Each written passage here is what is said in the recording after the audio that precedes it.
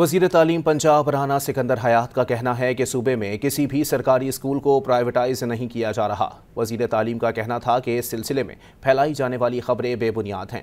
वज़ीर तालीम पंजाब राना सिकंदर हयात से सीनियर कालम निगारों और तज्ज़ियाकारों ने मुलाकात की।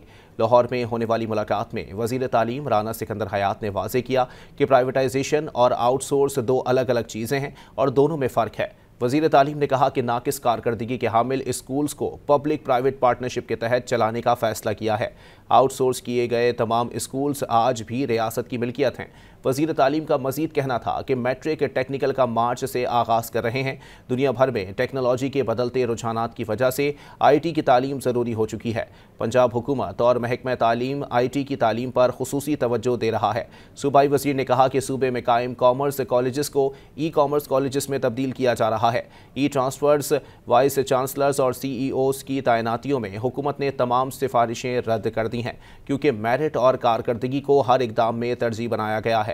सीनियर कॉलम निगारों ने राना सिकंदर हयात की तालीमी इस्लाहात की तारीफ की और पंजाब के तालीमी इदारों और तालीमी उमूर की बेहतरी के लिए सूबाई वज़ीर और पंजाब हुकूमत की कोशिशों को सराहा। मज़ीद न्यूज़ अपडेट्स और डिजिटल स्टोरीज के लिए सब्सक्राइब करें डॉन न्यूज़ पाकिस्तान।